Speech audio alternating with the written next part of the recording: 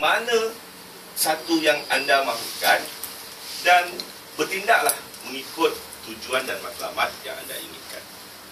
Okey. Baik. So ini nanti akan saya beri kepada semua.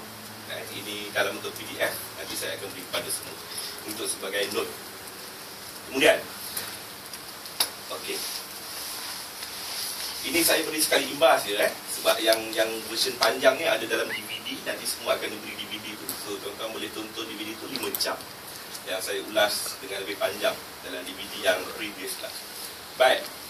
Sebelum kita masuk dalam graf, sebelum kita mengenal chart harga emas dan sebagainya, abang ni tadi bagi tahu saya ni buta huruf. Nasib baik sebab dalam chart tu dia kurang huruf, dia banyak nombor.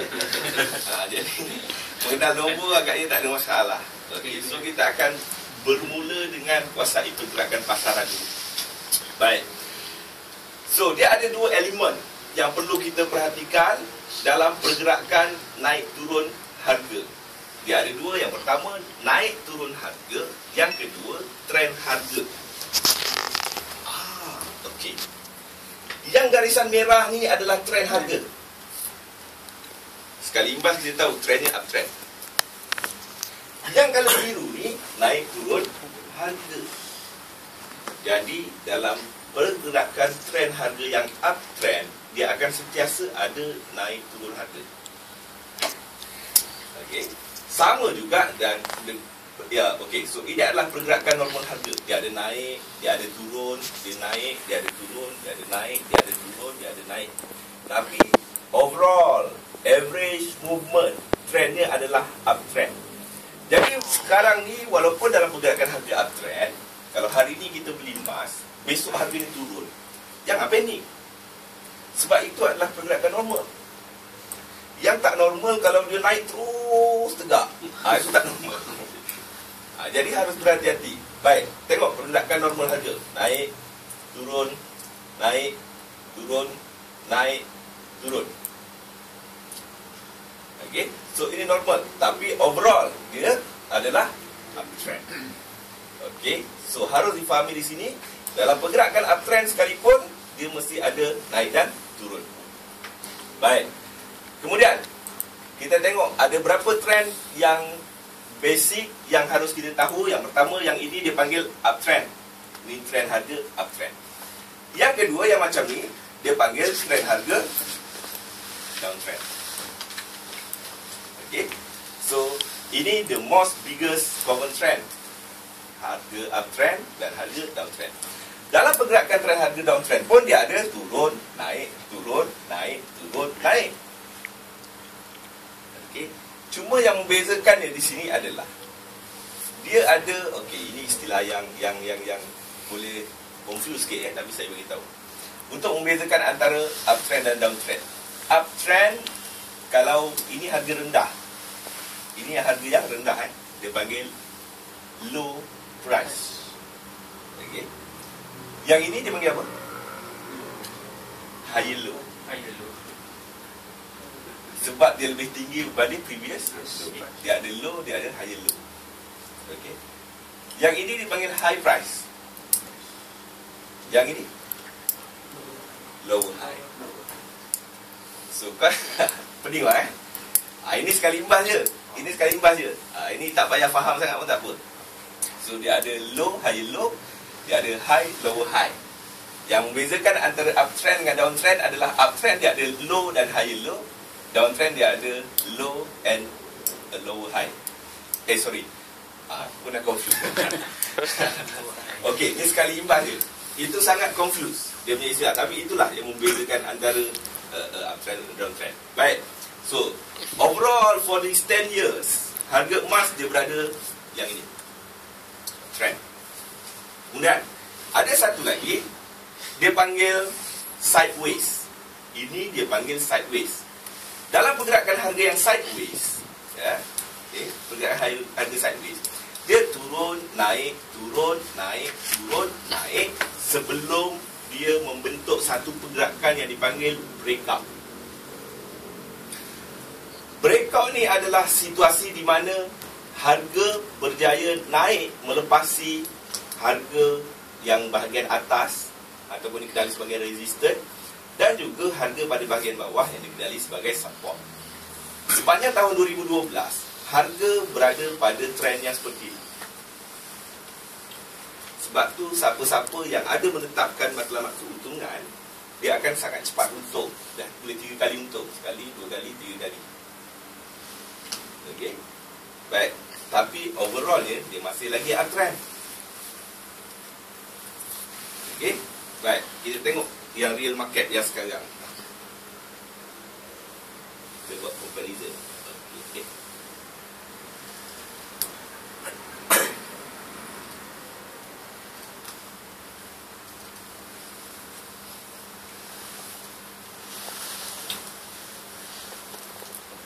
Kita tengok daily.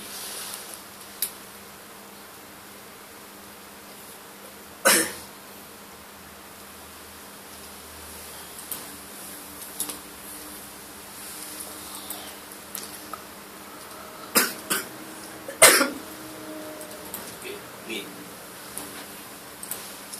naik, turun, naik, turun, naik, turun, naik.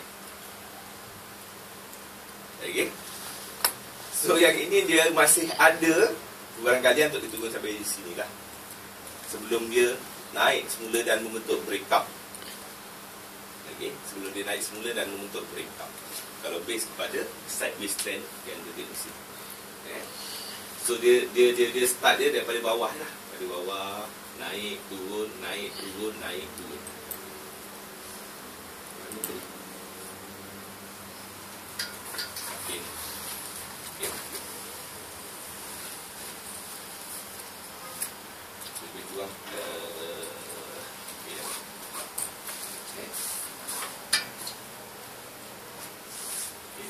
Naik, turun, naik, turun, naik, turun. Ini kita boleh compare. Naik, turun, naik, turun, naik. Turun lagi sekali. Lepas tu dia akan naik dan membentuk breakout. Baik. So yang sepanjang tahun 2012 ni di sini. Jadi pada ketika strategi 5 V2 dengan V1 dengan V2, apa yang saya tekankan adalah strategi pada ketika harga bergerak sideways.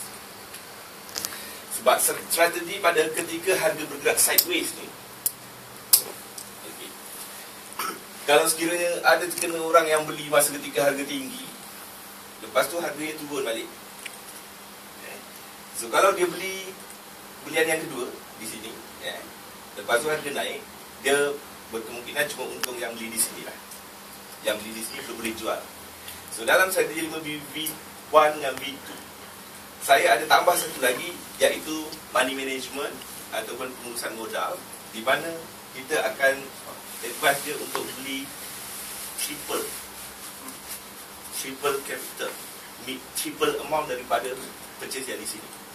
Jadi kalau dia beli 10,000 kat sini, lepas tu harga turun, beli 30,000. So bila dia naik, boleh jual overall and untung. So dia boleh remove position yang ada di sini, and dia boleh start new. Itu. Kemudian apabila jangkaan ataupun expectation pada tahun 2013 adalah market dia kembali uptrend, iaitu trending market. Jadi fokusnya adalah menggunakan strategi pada ketika trending market. Sebab trending market ni, dia punya strategi akan menggunakan less capital dan much more profit. Sebab dia tak perlu nak beli 3 times daripada amount purchase. Baik. Jadi ada dua situasi dalam pelaburan emas fizikal ni yang selalu mengelirukan ramai orang. Ini tricky. Satu situasi yang pertama, lepas beli emas, harganya terus naik. Yang ini yang orang paling seronok. Walaupun naik pun bukannya dia jual. Dia cuma seronok, dia rasa dah naik, dah untung, tak jual pun. Yang kedua, selepas beli emas, harganya turun balik. Jadi tuan-tuan cuba perhatikan antara dua situasi ni, yang mana situasi yang menguntungkan dan mana situasi yang berkemungkinan merugikan. Siapa boleh bagi jawapan? Yang mana agak-agak? Senang ya nampak soalan je, tapi takkanlah jawapan itu senang tu, tak mungkin. Yang atas untung, bawah rugi. Okey, itu commonnya lah. Okey, jadi jawapannya, walaupun harganya naik, selagi belum dijual, ia masih belum menguntungkan. Betul kan?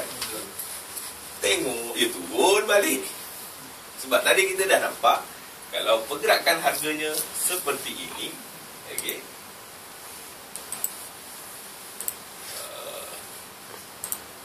ni, kita beli di sini katakan, harganya naik. Selagi kita belum jual, dia akan turun balik. Betul? Jadi walaupun lepas kita beli harganya naik, ia masih belum tentu menguntungkan. Dan walaupun selepas kita beli harganya turun, belum merugikan. Kalau belum dijual, dah jual baru betul rugi. Dia yang dinamakan rugi ni, apabila kita dapat balik duit dalam jumlah yang lebih kurang berbanding modal asal, itu rugi. Kalau selagi tak dapat balik duit, belum lagi kita rugi. Yang dikatakan untung ni, bila kita dapat balik duit dalam jumlah yang lebih banyak berbanding modal asal, beruntung. Okay? Sebab profit and loss ni memang diterjemahkan dalam figure. Selagi dia tak jadi figure tu, kita tak boleh consider is that loss or profit.